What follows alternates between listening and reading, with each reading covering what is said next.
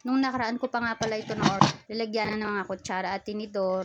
Dalawa yung binili ko, yung isa para sa mga toothbrush. Para nga pala hindi ito pasukin ng mga ipis. Nung nakaraan pa nga pala ito dumating, ngayon pala nagawa ng video.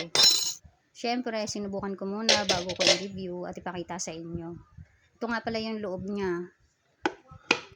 Pansin nyo, puro tinidor pa lang yung naandyan ko, konti kutsara kasi hugasan pa yung iba. So, ayan, sinilip-silip ko nga siya dito.